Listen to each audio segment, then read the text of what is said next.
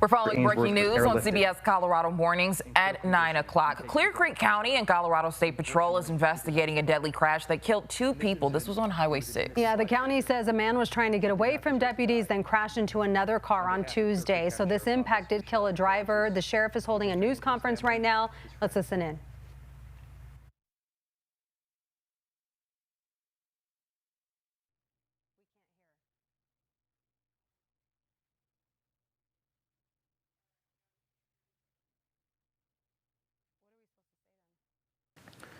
The Sheriff's Office and Idaho Springs PD attempted to prevent a tragedy like this. I'm going to take this time to walk through the actions we took to apprehend the subject without injuries to others. It is important to note that the suspect was considered armed. In addition to being suspected of trespassing 7 vehicles in Clear Creek County overnight Monday into Tuesday, he's suspected of trespassing more than 30 other vehicles in 4 other counties.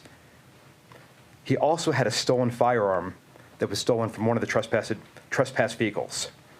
He was also on parole at the time this offense occurred. Mr. Moore has a history of total disregard for the laws designed to protect our citizens and our children and to keep our communities safe. Due to the plethora of traffic and criminal violations as well, his driver's license was previously revoked. His arrests over the last 15 years include robbery, sexual assault of a child, numerous failures to register as a sex offender, assaults. Even in prison, he didn't follow the laws as he introduced contraband into the prison. Escape, weapons offenses, and eluding police. Time and time again, criminal episodes were lumped together into minimal offense convictions or pleas. Felonies were pled down to misdemeanors and time-served sentences. Moore continued to victimize citizens and terrorize roads and communities because the legal system allowed it. Criminal episodes continue year after year as a suspect failed to register as a sex offender in our community.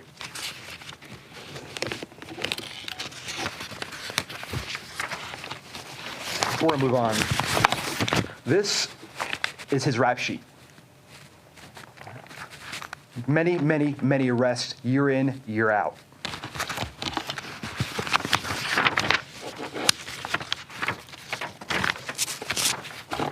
When we learned the suspect was on Highway 40 in the area of Floyd Hill, we requested Idaho Springs to assist to help us locate the suspect vehicle.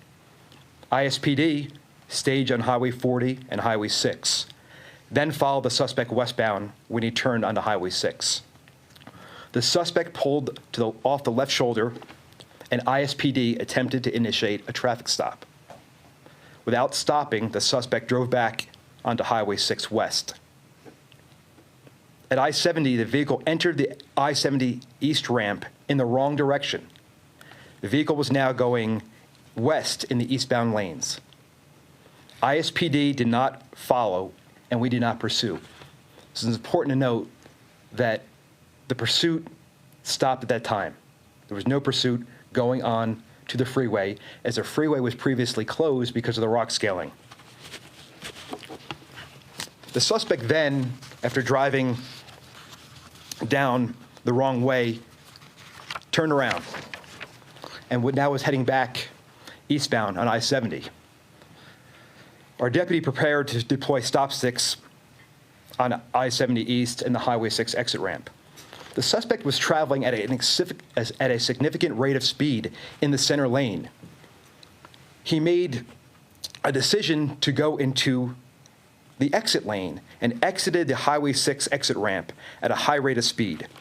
There he saw Clear Creek County Sheriff's deputies and ISPD on the ramp, and he made a deliberate and attempted act to drive the vehicle into law enforcement, including a deputy who was standing outside of his vehicle.